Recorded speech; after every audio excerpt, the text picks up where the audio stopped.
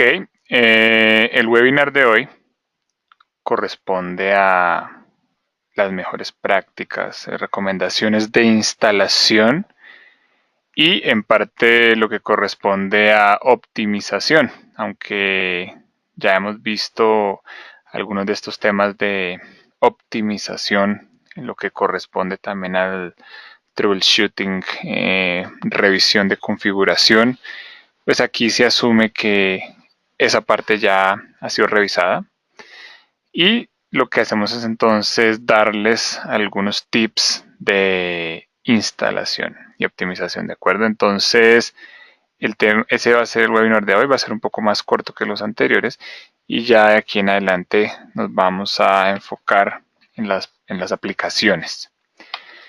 Entonces, como lo veníamos hablando en los webinars anteriores, después de hacer el diseño inicial con base a los requerimientos del cliente, un primer site survey de levantamiento de información o verificación de esa información, luego hacer la predicción en punto 4 ya el diseño final, entonces pasamos a lo que es la instalación.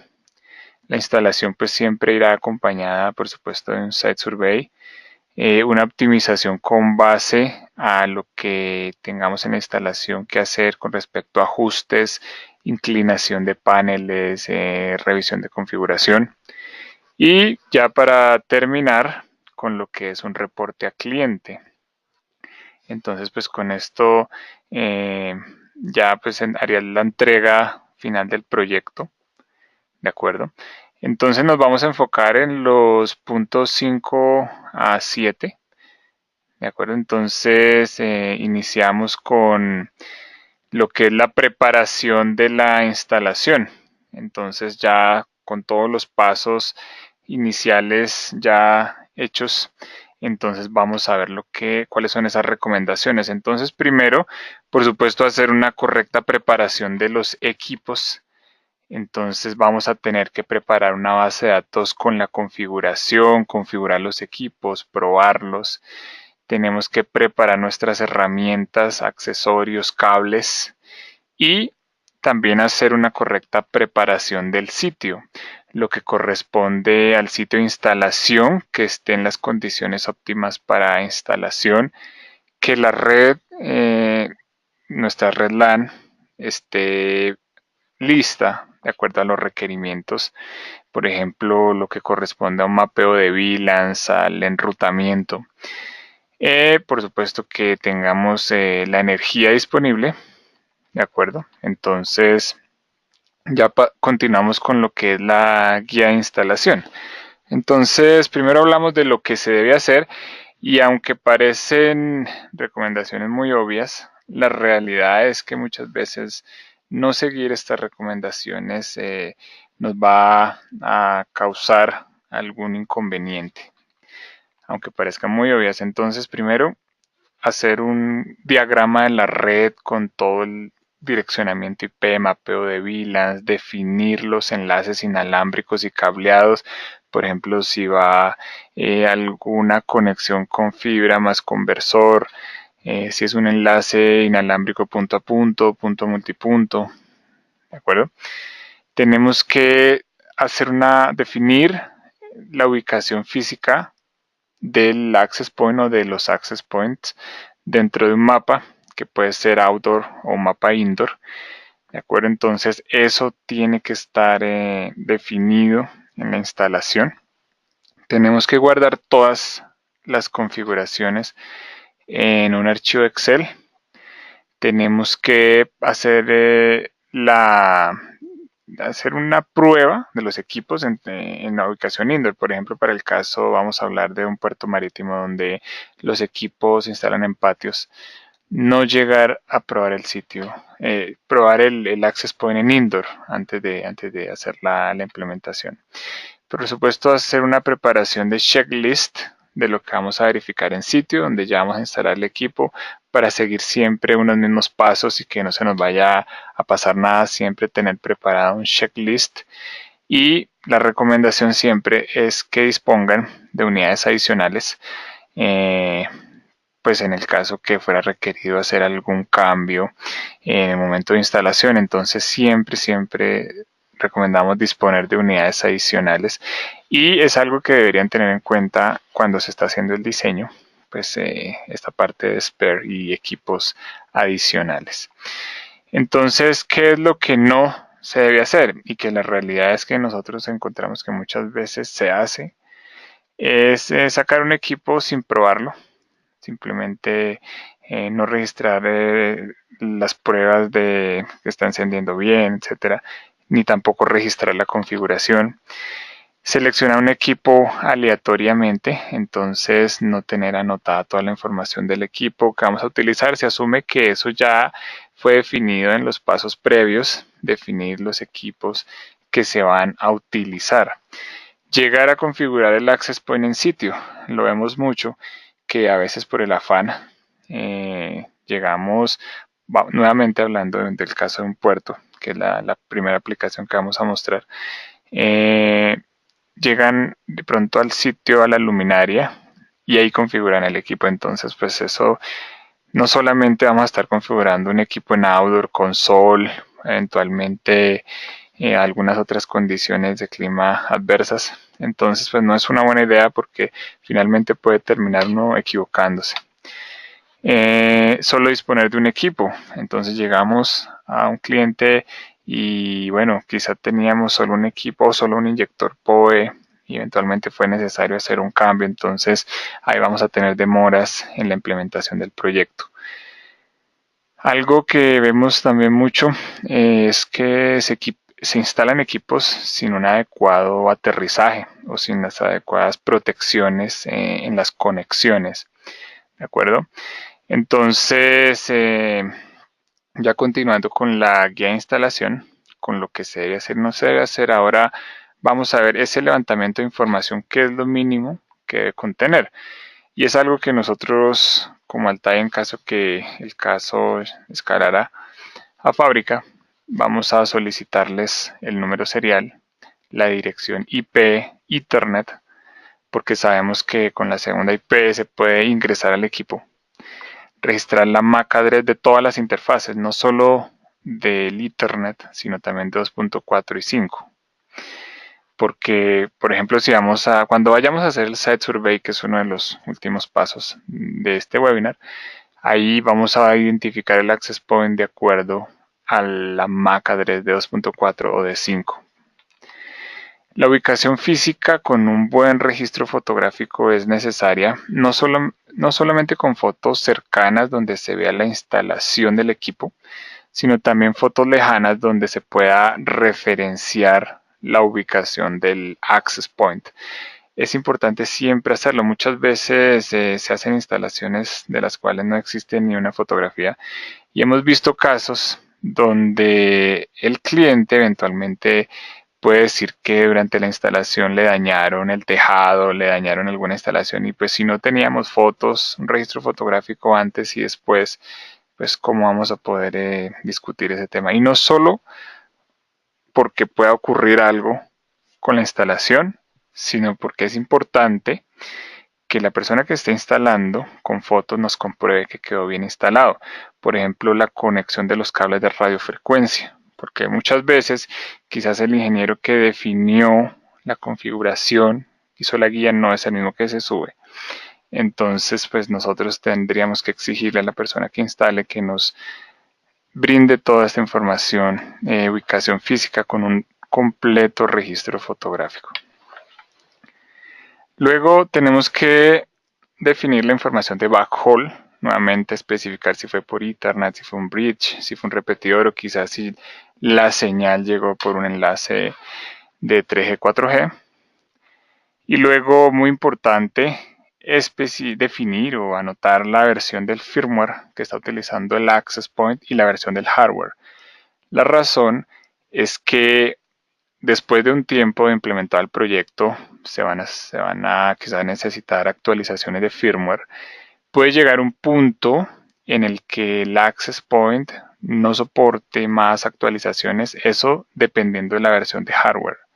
Entonces por eso es importante no solo anotar la firmware, sino también la versión de hardware del access point.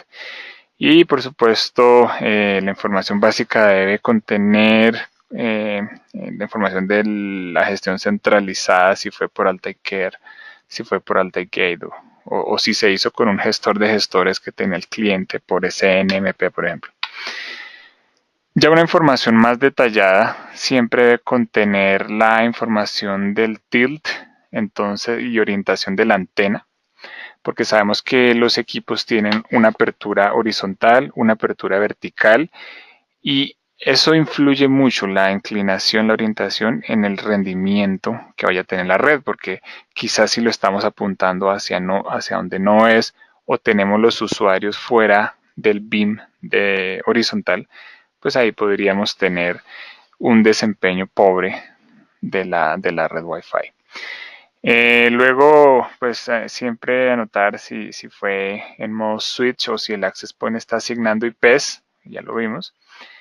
El mapeo de VLANs con la información del PVID y la VLAN nativa es importante porque eventualmente el cliente haga un cambio de VLANs o simplemente si quiere ingresar al equipo tiene que hacerlo por la VLAN de management. Entonces, si no conocemos ese mapeo de VLANs y cómo se comunican las VLANs entre ellas, pues entonces luego para dar un soporte técnico, sobre todo si quien instaló y quien está dando soporte no son la misma persona, no tener un mapeo de VLAN puede ser muy complicado para dar soporte. Bueno, luego, continuando con la guía de instalación, siempre disponer de las herramientas apropiadas para instalación y también los accesorios, lo que corresponde al inyector PoE, las protecciones para lo que es el sellamiento de las conexiones, el aterrizaje. ¿De acuerdo? Entonces, seguir o tener en cuenta cada una de estas recomendaciones en conjunto nos va a asegurar que el riesgo sea mínimo. Entonces, primero definir si el cable vamos a utilizar cable con blindaje o sin blindaje. Pues una recomendación sería con blindaje, sobre todo si el entorno quizá tiene un ruido muy alto. Entonces, la idea es que no solo el cable, sino también los conectores tengan un blindaje. Eso nos va a ayudar a que por el cable no empiece algún problema que afecte el rendimiento de la red Wi-Fi. Luego tenemos que tener en cuenta que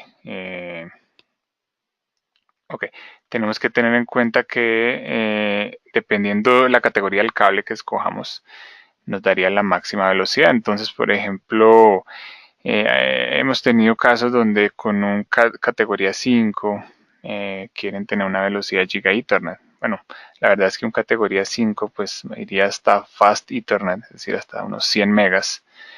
Y ya un categoría 6 pues a lo que está el Wi-Fi hoy en día es suficiente porque va con velocidades de hasta 10 giga. Entonces, a lo que hoy día, 2017, está el Wi-Fi es suficiente. Por último, con lo que corresponde al cable, pues tenemos que recordar primero que el cable sea certificado. Es muy importante que el cable esté certificado. Más que nada porque es un cable por el que va a ir no solo energía, no solo datos, sino energía también. Y la longitud, pues se esperaría que fuera menor a 100 metros. Primero que pase la certificación y segundo, pues se recomienda que sea menor a 100 metros.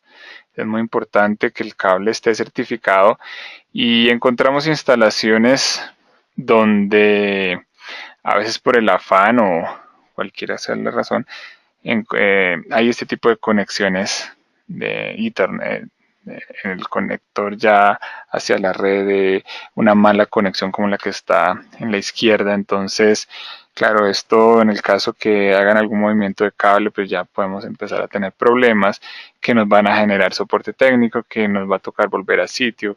Quizás el sitio sea lejos, nos va a salir más costoso. Nos puede salir 20 o más veces más costoso que haber hecho una buena conexión. ¿De acuerdo? Entonces, muy importante es tener en cuenta todos estos detalles. Ya luego, dependiendo la norma que escojamos para nuestra conexión, pues normalmente se utiliza punto a punto. Y luego ya entonces continuamos con lo que es la preparación del sitio. ¿Qué se debe hacer? Pues uno tratar de ubicar el access point lo más alto posible. Por ejemplo, si es una bodega, pues trataría uno de colocarlo en el techo. Si es un edificio, si es una luminaria, pues en el punto más alto, porque eso nos va a permitir tener una mejor línea de vista y siempre hay que tratar de tener la mayor línea de vista. ¿Qué no se debe hacer? Pues ubicar el equipo en el centro de techos, azoteas, porque seguramente va a haber un bloqueo de la señal. Entonces lo que uno trata de hacer aquí hablando para el caso del A8 es que pues haya una separación acá entre la unidad del BTS y las antenas, ¿de acuerdo? Tratamos entonces de instalarlo con la mejor línea de vista hacia los clientes Wi-Fi, no instalarlo en el centro. Para áreas suburbanas, tratamos de instalar por encima, al menos unos 5 metros por encima de la altura promedio de las casas, sobre todo para estos proyectos que son de WISP. No instalamos en el medio, y esto aplica no solo para una 8. En realidad siempre hay que tener mucho cuidado con la inclinación de las antenas y con la apertura. Si vemos que por la inclinación y la apertura de las antenas la señal chocaría de forma cercana con un obstáculo, el rendimiento va a ser pobre de la red Wi-Fi. Entonces siempre tenemos que evitar todos los obstáculos cercanos para que la señal se propague de la mejor forma. Normalmente el máximo throughput de red no se obtiene a 0 metros de la antena, puede obtenerse a unos 20-30 metros. ¿De acuerdo? También tenemos que evitar apuntarle hacia antenas de alta ganancia. Tenemos que ser cuidadosos, pues aquí lo vemos para el caso, por supuesto, outdoor de un equipo A8 que normalmente se coloca a una altura superior a los 10 metros. Entonces tenemos que evitar apuntar hacia antenas de alta ganancia. En el caso que tengamos microondas o antenas de alta ganancia, tenemos que tratar que haya una separación por lo menos de 100 metros, porque las antenas de esos sistemas de microondas tienen una altísima potencia, pues porque la función de estos enlaces es conectar dos sitios que están muy distantes. ¿De acuerdo? Entonces, a diferencia de lo que sería una antena de 3G, que ya es una antena de acceso, en la que sí puede estar el equipo a unos 50 centímetros, para una microondas sí tenemos que alejarlo. Luego tenemos que confirmar la inclinación, es muy importante para apuntarle hacia el área de interés. Entonces, por ejemplo, para una implementación con equipo A8, que es donde tendría todavía más relevancia la inclinación. Entonces sabemos que hay una altura de antena, una distancia hacia donde queremos apuntar y el tilt que le tenemos que aplicar durante la instalación. Matemáticamente se calcularía como un arco tangente entre la altura y la distancia. Por supuesto en la práctica pues uno pues ya conoce unas inclinaciones recomendadas según la altura. Otro tipo de acercamiento sería, en este caso el usuario quiere enfocar su cobertura cerca de los 500 metros de distancia, entonces ahí tendríamos que como la mitad de este haz, apuntarlo hacia donde va a estar el cliente, y entonces tendríamos una distancia de 1 y de sub 2 hasta donde llegaría la cobertura. Y esta es una de las razones por las cuales los equipos A8N, ustedes ven que tienen una apertura vertical que es pequeña. A veces nos preguntan por qué tiene solo 12 grados una 8N. Fíjense que en este caso se está apuntando a 500 metros y el D sub 1 está en 300, quedó en 309 metros de acuerdo a la inclinación, mientras que el D sub 2 quedó hasta 1308. Entonces imaginen donde la apertura vertical fuera mucho mayor, pues se extendería demasiado el haz de apertura, entonces abarcaría mucho ruido. Es por eso que los equipos A8N tienen una apertura vertical que es pequeña, los A3i también, porque son equipos pensados para, más que todo para distancia. Ya lo que son equipos como el A3C, el Sealink, pues tienen una apertura que es mucho mayor porque ya son para aplicaciones de una menor distancia y una menor altura. Entonces el tilt, si está por debajo de los 10 metros o hasta 10 metros, normalmente no le colocamos una inclinación a la antena. Ya cuando empieza a ser alturas superiores, pues sí le aplicamos alguna inclinación. Aquí estas son inclinaciones para una máxima cobertura. Por supuesto podríamos aplicarle más tilt si queremos reducir esa distancia del D. Sabemos también que más de 50 metros pues ya es demasiado alto. En las aplicaciones de logística, lo que es minería, puertos, ese tipo de escenarios, se instala a unos 30-40 metros de altura.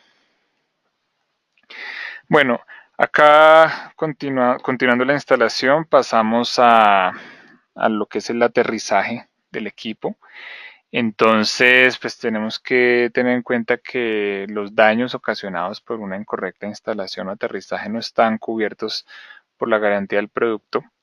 Entonces, seguir muy detalladamente las recomendaciones. Entonces, para el aterrizaje, un cable que sea como mínimo 10 AWG.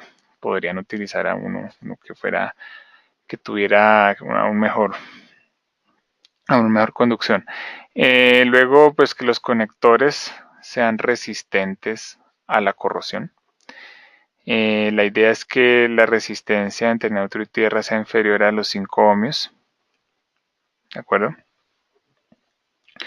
Entonces, ¿cómo se vería la instalación? En este caso, hablando de un equipo A8N. Seguro pues no lo colocamos para caso de indoor porque no se necesitarían tantas protecciones, pero en el caso outdoor, un equipo que como el A8 que normalmente se instala a una altura importante para tener la máxima cobertura, vemos que primero tener lo que se conoce como el pararrayos, ¿sí? El pararrayos, la altura que va a tener el H va a depender de qué tan salida está acá la antena. Vamos a hablar de, en este caso, que es una 8 con sus sectores, sus 4 sectores, dependiendo cuánto se separe del mástil. La altura del pararrayos está entre 2 o 5 veces esa separación. Entonces, para un equipo como el A8, encontramos que esa separación puede estar entre el mástil y el panel, unos 20 centímetros puede estar aproximadamente, puede, no siempre, pero entonces si fuera unos 20 centímetros, entonces la altura del pararrayos pues sería 5, hasta recomendable si está muy alto el sitio, que fuera hasta 5 veces esa distancia. Entonces tendríamos un pararrayos de al menos 1 metro, ¿de acuerdo?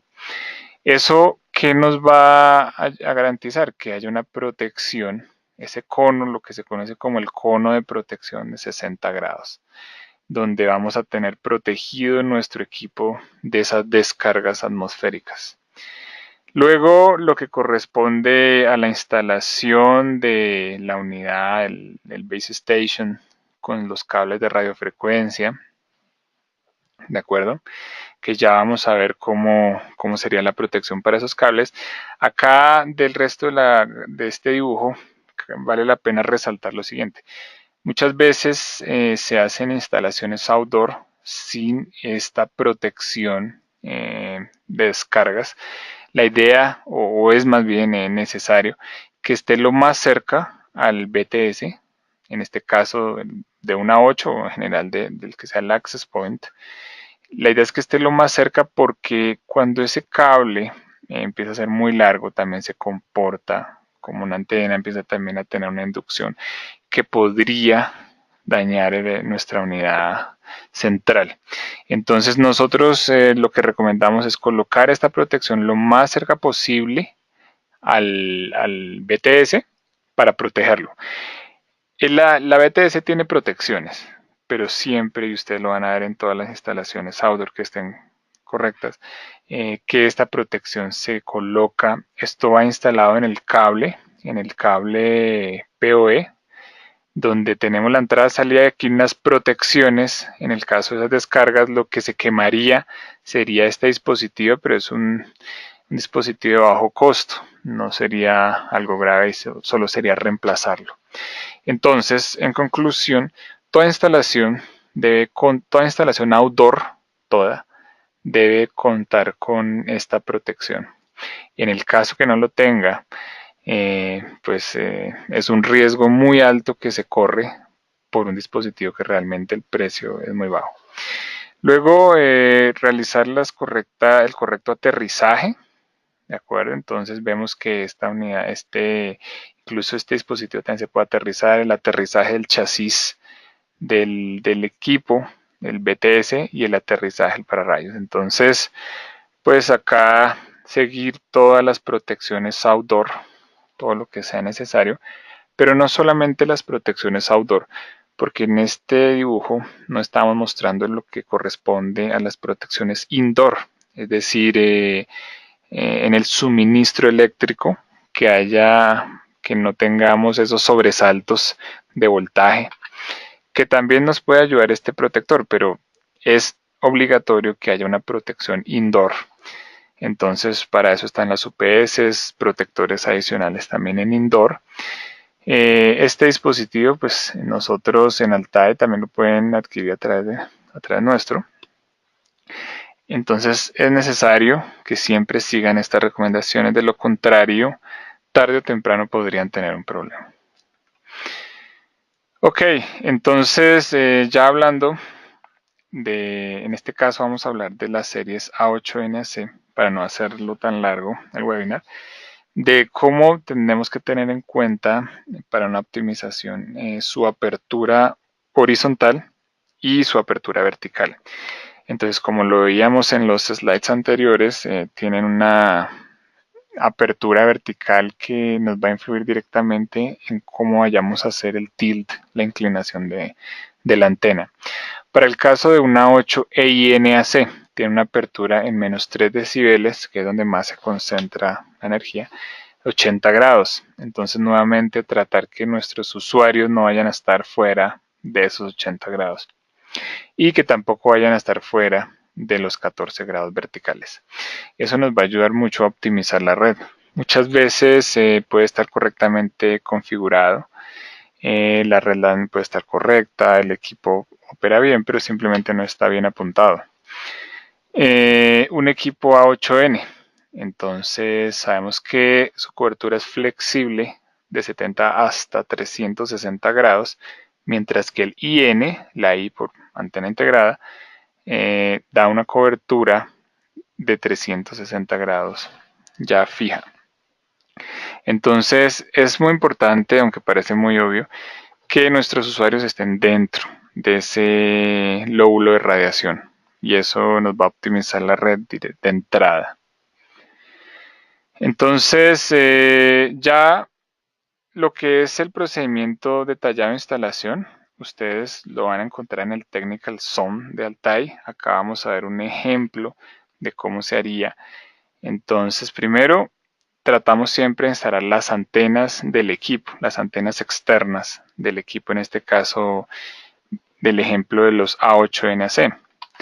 Luego que tengamos instaladas las antenas, sellamos las conexiones, las protegemos, instalamos el BTS, ya conectamos los cables hacia el BTS, nuevamente sellamos esas conexiones, conectamos el cable Ethernet con el protector que vimos hace un momento, sellamos esa conexión también, realizamos el aterrizaje, optimizamos por el ajuste de ángulo y orientación. Utilizamos protecciones indoor, en este caso por UPS. Y por último, cuando ya todo lo anterior se haya hecho, se enciende la unidad. Muchas veces que encontramos que empiezan con el 11 y terminan con el 1. Pero entonces no, la idea es seguir estas recomendaciones. Entonces, ¿cómo se vería una unidad? Esto es en una de las vistas del equipo, el bottom view, donde tenemos nuestros dos conectores de 5 GHz, porque sabemos que en 5 GHz es MIMO 2x2, y encontramos el aterrizaje y la entrada Ethernet. Del otro lado, ¿cómo se vería? Por encima, vemos para el caso de una 8NAC, vemos los 8 conectores porque es MIMO 8x8. Por supuesto, si es una 3x3, 3 antenas. Entonces acá están las 8 conexiones de radiofrecuencia que están organizadas por sectores. Entonces cada uno, como está indicado acá en la imagen, corresponde a un sector. Cuando entramos a la configuración, vemos esos sectores que incluso pueden tener potencias de transmisión diferentes. Ya dentro de lo que encontramos en el paquete de instalación de lo que es el BTS, siempre encontraremos los soportes, los tornillos, tuercas. Trae todos los accesorios de montaje. Eso viene por defecto en la compra del equipo. Ya sí tenemos que pedir adicional lo que son los cables de radiofrecuencia, y la razón es simple. No siempre se utiliza la antena de 5 GHz, entonces no siempre. Hay dos cables que no se van a, eventualmente no se van a utilizar. ¿De acuerdo? Entonces, ¿qué recomendación o qué hay que tener en cuenta para cuando instalamos estos cables de radiofrecuencia? Tenemos que tratar que esos cables sean cortos. La razón es simple, son cables que tienen una mayor pérdida por inserción. Pues por acá viaja señal de radiofrecuencia, entonces, por ejemplo, el cable estándar que maneja el TIE de 2 metros inserta 0.7 decibeles. Entonces, claro, un cable ya de 20 metros, que para Ethernet quizá no es mucho, pero para radiofrecuencia sí es bastante. Ya estaríamos esto por 10, entonces ya sería una inserción, una pérdida muy importante. Ya 7 decibeles ya sería demasiado. Entonces, por eso Altai maneja cables de 2 metros como estándar. Existen otras medidas, pero tienen algunas cantidades mínimas en el pedido. ¿De acuerdo? Esto para los cables de radiofrecuencia, para los equipos A8NAC, para un equipo A2, por ejemplo, un A2E. Ya para cuando son equipos C1XN, el conector no es N macho, como está acá, sino que va a ser un conector en uno de los extremos SMA. Ok, ya lo que es el kit de instalación de la antena también trae sus accesorios de montaje para, en este caso, instalación hacia mástil o hacia pared. El mismo soporte sirve para mástil o pared. Entonces, pues ahí dentro del kit de las antenas vendrá lo que ven acá en la imagen. Entonces procedemos con el montaje de la antena. Le aplicamos la inclinación. Hay veces que se puede necesitar una mayor inclinación, sobre todo si el equipo está muy alto. Entonces ya se utilizan accesorios adicionales de montaje de las antenas, lo que llaman los brazos de instalación. Como vemos acá, la inclinación típicamente es hacia abajo. Es muy raro, muy raro que haya una inclinación hacia arriba. Normalmente pues esa inclinación se realiza hacia abajo. Ok. Ok, me dicen que no me escuchan. Hola, hola. Hola, hola. Eh, ¿Ustedes me escuchan?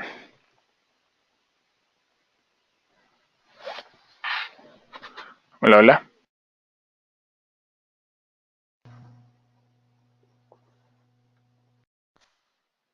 Hola, hola, ¿me escuchan? Parece que se perdió por un instante el audio. Ya, ya. Correcto, sí, ya se restableció, no sé. Bueno, listo, entonces continuamos. Aplicamos entonces lo que corresponde al tilt. Y procedemos con la instalación. Acá no vamos a ver en este webinar todos los detalles de todas las referencias, pero sí para el caso de la 8NAC. Entonces instalamos el BTS, luego conectamos las antenas a la unidad. Entonces acá ustedes van a encontrar que pues toca seguir un orden de conexión. Luego es muy importante sellar las conexiones. Las conexiones se deben sellar con cinta eléctrica, con el tape, y también con una cinta o tape autofundente que sea, pues que en este caso es resistente al agua, se adhiere a sí misma. La cinta eléctrica provee protección UV y nos facilita luego remover la cinta autofundente. Entonces, ¿cómo se hace? Y esto aplica para todos los equipos outdoor en general, porque hay veces que quizá no conectamos antenas externas como para un C1N, pero sí tenemos que sellar la conexión a Ethernet. Entonces vamos a aplicar una primera capa del tape, cinta eléctrica, de abajo hacia arriba. Entonces acá, como se ve en la imagen, pues la idea es extenderlo por lo menos 1 pulgada, ¿de acuerdo? Después de que termina ese conector. Entonces por lo menos 1 pulgada de la primera capa de cinta eléctrica. Luego aplicamos la segunda capa con cinta autofundente, la cual se adhiere a sí misma y es la que finalmente nos sella para la entrada de agua a esas conexiones. Entonces ahí va la segunda capa, también de abajo hacia arriba, también extender por lo menos 1 pulgada. Y esta es nuestra segunda capa. Y ya para terminar ese sellamiento, utilizamos una tercera capa de cinta eléctrica. Esta cinta eléctrica, ¿qué va a hacer? Que cuando la quitemos salga el autofundente, porque si no sale hecha pedacitos. Entonces, con la cinta eléctrica vamos a poder remover más fácil la cinta autofundente. Con eso completamos las 3 capas que van desde donde empieza el conector hasta por lo menos 1 pulgada por encima de acá donde empieza este conector, acá, ¿de acuerdo? 1 pulgada hacia arriba.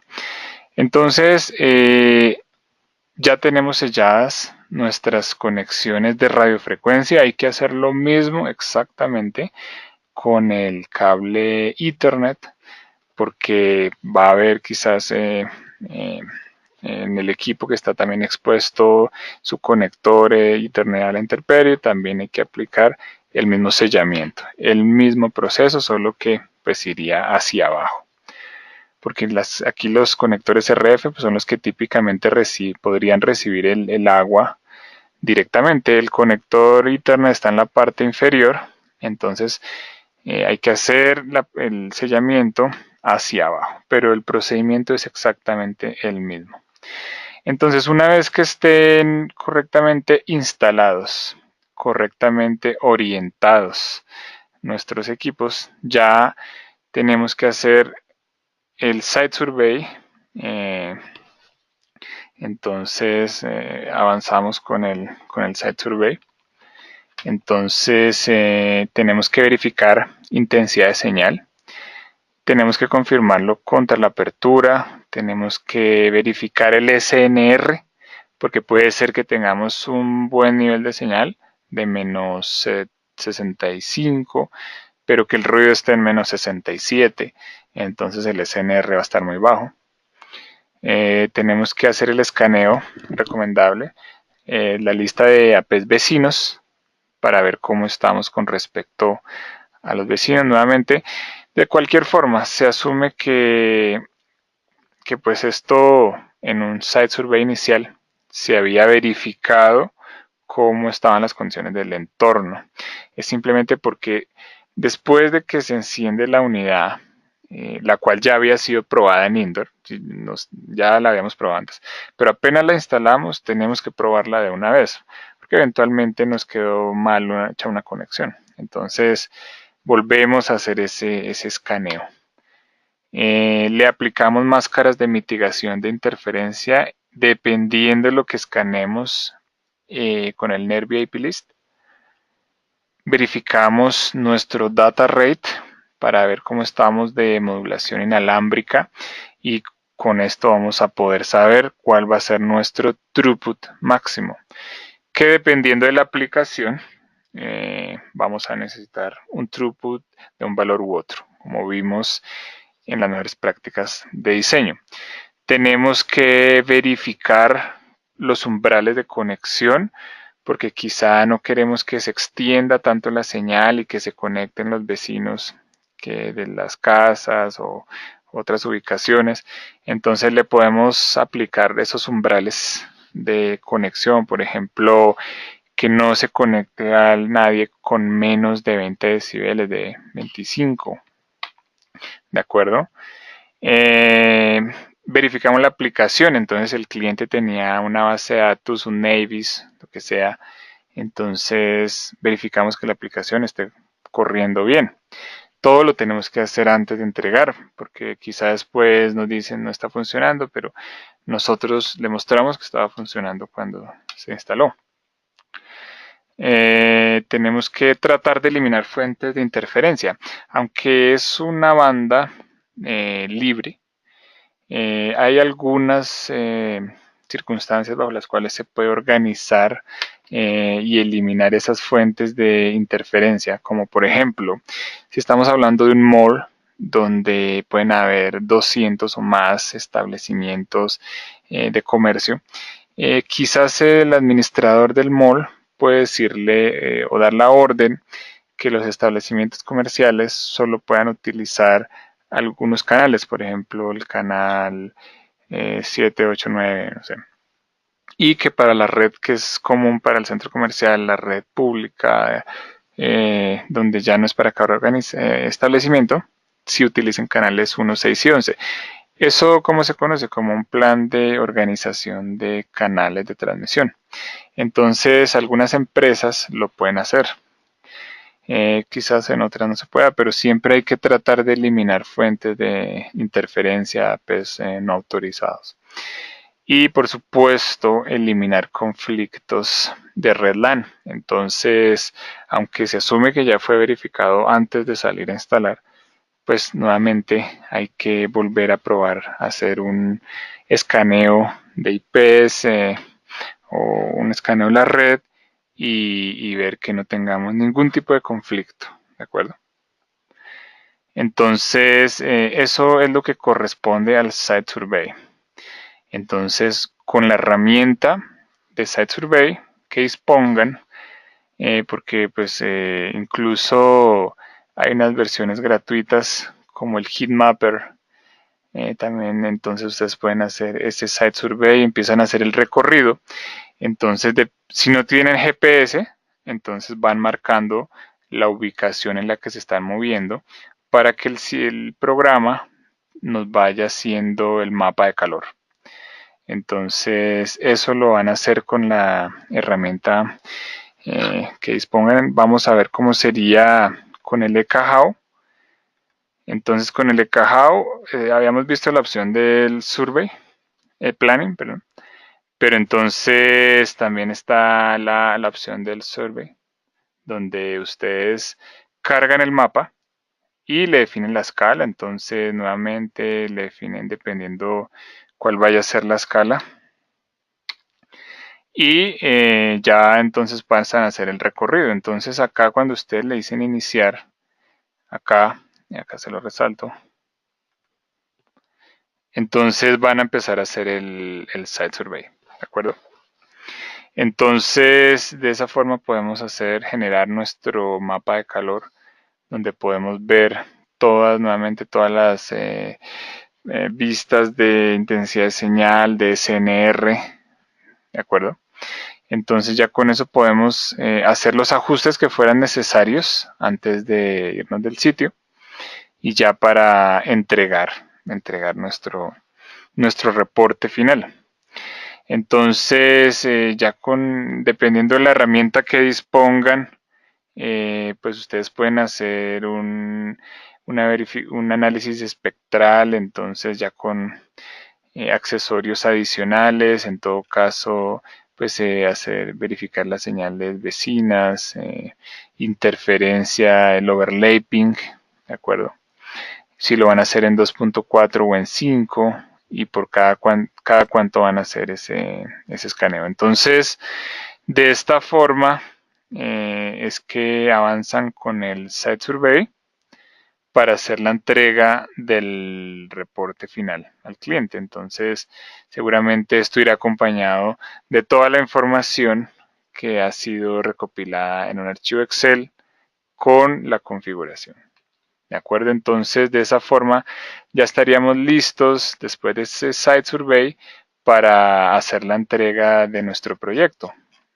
Correctamente diseñado, optimizado, instalado, probado, ¿ya? Entonces, de esa forma se cumpliría, llegaríamos hasta este numeral 7. Como vemos, el Site Survey puede estar en varias partes o en varios de esos puntos y hacemos ya la entrega final del proyecto. Ahora, eventualmente necesitemos hacer troubleshooting, entonces pues ya vamos a esa guía que hicimos de troubleshooting y ya entonces para hacer la entrega final. Ya pasaría entonces el proyecto a una etapa de soporte técnico. La idea es que, sobre todo para esos clientes de misión crítica, como los puertos, tengan ustedes acordado un soporte técnico para poderlos atender. Es muy importante pues poder brindarle un soporte técnico, una atención postventa al cliente, ¿de acuerdo? Entonces, bueno, hasta ahí iría la parte de instalación. Entonces, ¿cómo podrían ustedes encontrar el resto de documentación de instalación? Entonces, cuando ustedes están en el en el Technical Zone, en el Technical Zone, acá estoy en un Technical Zone, ustedes allí van a encontrar información de instalación, de las guías de instalación para el caso de los partners que tienen acceso a este Technical Zone. También van a encontrar firmware hasta la última versión, los manuales, ¿de acuerdo? Entonces la idea es que para la instalación ya del equipo en particular que tengan, pues ustedes entran a la referencia del equipo y buscan entonces la guía de instalación para esa referencia, ¿de acuerdo? Entonces, acá estamos por ejemplo con una 2C, donde está la guía de instalación rápida, ¿de acuerdo? Ok, entonces hasta ahí iría nuestra guía de instalación. Por favor, sigan siempre las recomendaciones que están en las guías de instalación de Altai, pero no solamente lo que está en las guías de instalación de Altai, porque pueden haber muchas cosas que quizás allí no estén, pero siempre por lo menos las que están en las guías de instalación de Altai, más la experiencia que ustedes tengan en implementaciones outdoor, ¿de acuerdo? Entonces acá pues en las guías ustedes van a encontrar la forma de conexión, pero nuevamente no es lo único que hay que hacer, sino que hay que sumar todo lo que vimos desde el diseño hasta la entrega final del proyecto, ¿de acuerdo? Bueno, entonces acá para terminar vamos a ver alguna pregunta, un par de preguntas. Entonces, es posible, bueno, acá, ok, este es un proyecto en específico. Bueno, aquí con respecto a una de las preguntas, hoy terminan esta primera o esa lista de webinars técnicos. Hoy termina, se van a subir los que están pendientes al canal de YouTube de Altai Technologies Latam. Y ahí pues van a poder encontrar estos videos. Ok. La documentación en el Technical Zone. Y las presentaciones, bueno, esas pues básicamente están ahí en el en el video. ¿Cómo extender la cobertura? Ok, si quieren extender la cobertura, pues básicamente tienen que, si ya no da como para un dispositivo final, entonces ustedes pueden utilizar CPS. De hecho, cuando estemos hablando ya de aplicaciones, entonces ahí vamos a ver algunos de esos ejemplos. De acuerdo, aquí hay una pregunta con respecto al roaming. Bueno, para tener un roaming hay que tener en cuenta por lo menos lo siguiente, que el SSID sea igual entre 2 o 3 o los APs en los que se vaya a hacer roaming, que tenga el mismo SSID, que tenga la misma seguridad. Entonces, por ejemplo, todos con WPA2PSK, entonces el mismo nombre, misma seguridad, que haya un traslape de cobertura, entonces que en un mismo sitio haya por lo menos señal de dos de esos access points, sobre todo en los puntos donde se esperaría que se haga la conmutación suave. Entonces, y luego pues establecer los umbrales de conexión y desconexión. Entonces, por ejemplo, si no queremos que baje a menos de 10 decibeles, entonces eso se define en los umbrales. También podemos activar el 802.11r para cuando el cliente lo soporta, hacer una preautenticación en el access point al que ya sabe que va a saltar, y de esa forma pues no se va a perder tiempo, no se va a realizar desde cero la autenticación. Entonces ahí va a mejorar nuestro roaming, pero eso ya es para que el roaming sea aún más rápido, pero desde que tenga el mismo SSID, la misma seguridad, va a haber roaming. De cualquier forma va a haber roaming. Así sea de capa 3, puede ser de capa 2 si es la misma IP, o si estamos cambiando de red, va a ser de capa 3, pero también va a haber roaming. Importante pues que el equipo esté en modo switch, pero incluso si no está en modo switch sino en gateway, desde que tenga el mismo SSID y contraseña va a haber roaming. La diferencia es que va a saltar, pero también va a cambiar de IP, así que puede demorarse un poco más en el proceso de conexión. ¿De acuerdo? Bueno, lo demás ya son preguntas de proyectos en específico. Muchas gracias por unirse. No olviden, por favor, ahí suscribirse a nuestro canal para que tengan información actualizada. Y bueno, entonces continuarán los webinars de aplicaciones. Así que muchas gracias a todos por el tiempo que le han dedicado a estos webinars técnicos. Por favor, traten de seguir siempre las recomendaciones mínimas que hemos dado acá. Son recomendaciones mínimas, por supuesto. Y seguramente va a ser un proyecto exitoso. ¿De acuerdo? Muchas gracias a todos y que tengan una feliz tarde. Hasta luego.